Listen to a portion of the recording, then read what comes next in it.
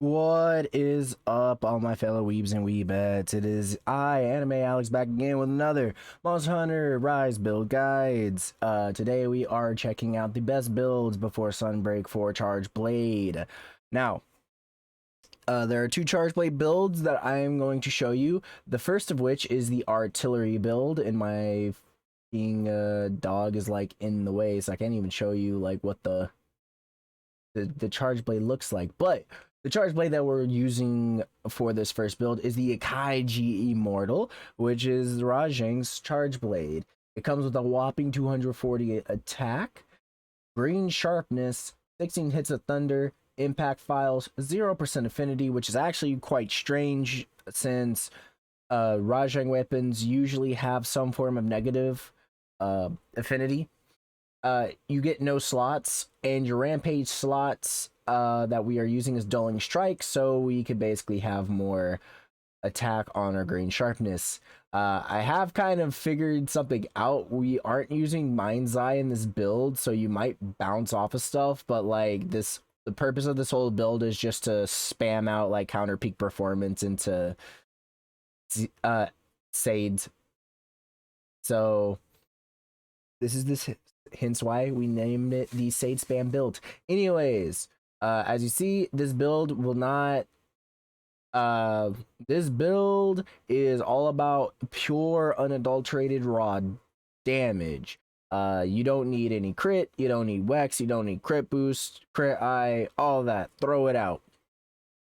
Instead, what you need is the Baroth Helm S, the Vikemel S, and Basil Juice's Braces, Coil, and Grieve. So you're rocking 3-piece Basil and like one middle class armor and then one low class armor. Also, the Fatal Tempest Talisman that we are using is our Bludgeoner level 2 with a level 2 in a 1 slot. We also get level 2 Wirebug Whispers, which is pretty great for our counter peak performance. However, the talisman that you do want is going to be the Bludgeoner level 3 with at least a level 2 slot, so you can fit in the last level of attack jewel to get level 7. However, I do not have that, so we are rocking attack boost level 6. Attack boost level 6 grants us 8%, an additional 8% attack with 9 in raw.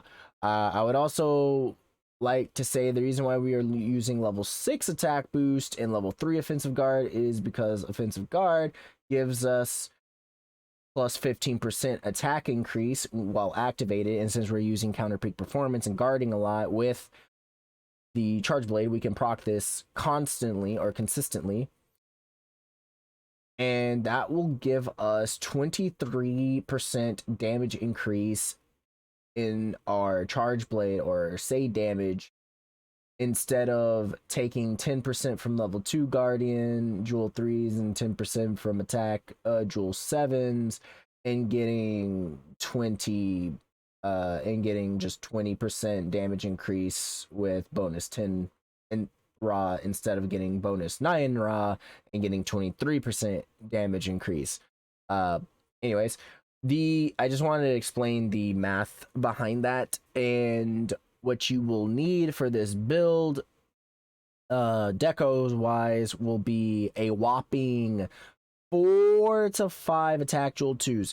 The reason why I am using 4 attack jewel 2s is because I don't have the correct Fatal Tempest Talisman to maximize this build. If you do, however, have the Bludgeoner level 3 with a level 2 slot, you are going to need 5 attack jewel 2, so it's going to be pretty expensive, I'm not going to lie.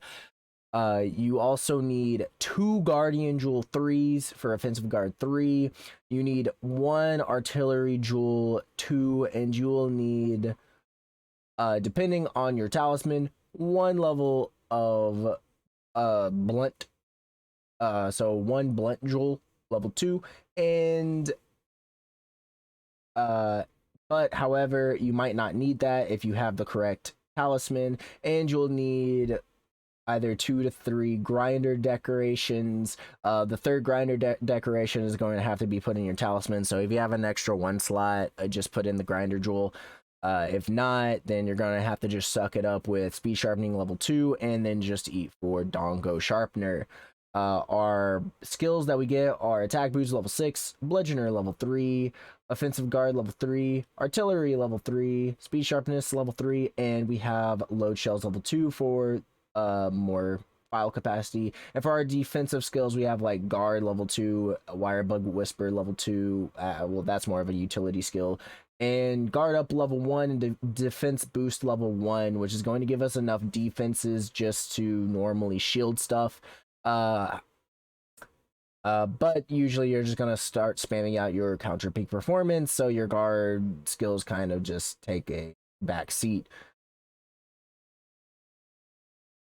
And that is about it. You have some crazy, so you actually have some really crazy damage going on. That's like 30%, 23% damage, and a possible 25% if you max it out. So that's like 55% on max, 53% on low end, including like dulling strike. And how much does bludgeoner give you? Plus 10% and an extra 10%, so you're getting like 63 to 65% damage increase depending on like if you can maximize the build or not, which is pretty gosh darn high on top of this whopping 240 base attack. So it does do the damage you will need it to do, and I believe this is like the speedrunners charge blade. And also, before I move on to the next charge blade build, I would like to say that shouts out for the Sage Spam charge blade meta build, if you will. I know meta is kind of like a dirty word in the community, but for like the speedrunners and stuff, it's pretty cool how we actually have a build in modern day Monster Hunter that doesn't center around weakness exploit and stuff, and it's still a really fun build. We just need more of this. I would like more of this in Sunbreak and going forward through the series. Anyways, a little tangent is over. Let's move on to the second best charge blade build, and this is for your Savage Axe people. So this is for the Savage Axe people. If you don't like Sage spamming and you like using big buzzsaw axe, this is the build for you. This is the Scream in the Night charge blade, which is the Nargacuga's charge blade. It gives you natural white sharpness, no element, 40% affinity, and a 2 or level 2 decoration slot, as well as impact files. We have our rampage slot for attack boost 3, which takes our attack to 198. Our armor, and also I want to remind you guys that we are also using Demon Petulance 3s. I forgot to mention that, but use that. Anyways, for our armor, we are using the Almudron Helm S, the Viking Mail S, the Valstrax Braces, the Anjanath Coil S, the Hunter's Greaves S, and our Fatal Tempest Talisman is an attack boost level 3 with a stun resistance, or with 2 level 1 slots that I put in some stun resin. I would like to say that you don't have to have this specific talisman. You can easily use an attack boost level 2 with either a level 3 or level 2 slot, because I know I have one with a level 3 slot and a level 1 slot.